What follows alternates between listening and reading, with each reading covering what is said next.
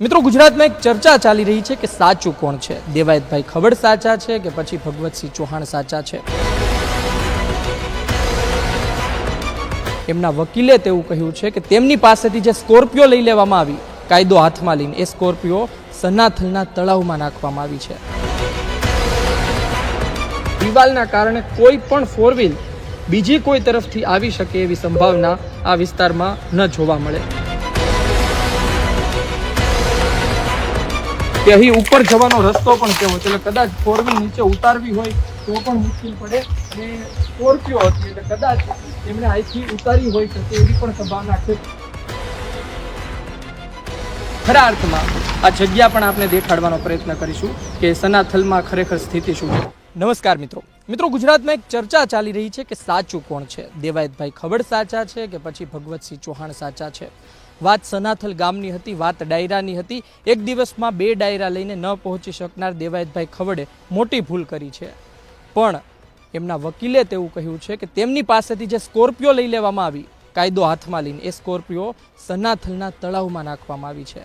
સનાથલમાં તળાવ હોય અને પાણી હોય એવું નજીકનું આ એક જ તળાવ છે, અને અમે ત્યાં આવી પહોંચ્યા છીએ।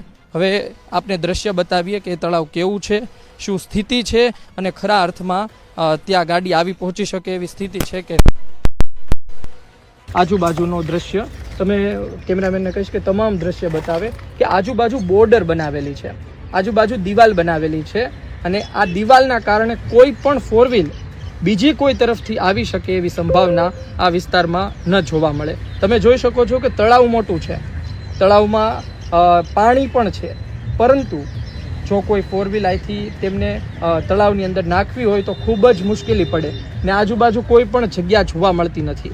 અમે જ્યારે અહીં એન્ટર થયા સનાથલમાં, ને અહીં તળાવની બહાર બેસેલા વ્યક્તિ સાથે વાતો કરી ત્યારે તેમણે એવું કહ્યું હતું કે અહીં એવી કોઈ જગ્યા છે જ નહીં કે જ્યાંથી ફોર વ્હીલ અંદર ઘુસાડી શકાય, નાખી શકાય।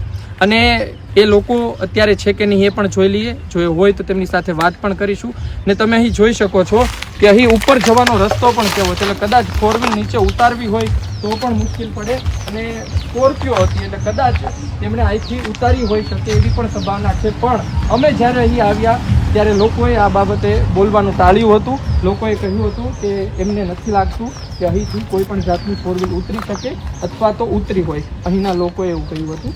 આ તમે ચોરો જોઈ શકો છો, આ ચોરા પાસેની જ આયા બેઠા હતા લોકો, અને તેમણે જ વાત કરી હતી અને કહ્યું હતું ઊભા રહેશો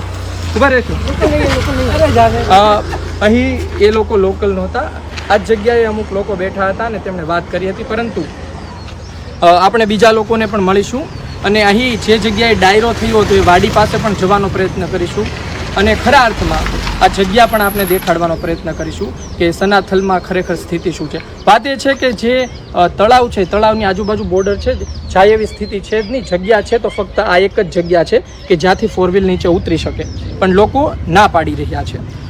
આગળ જઈએ।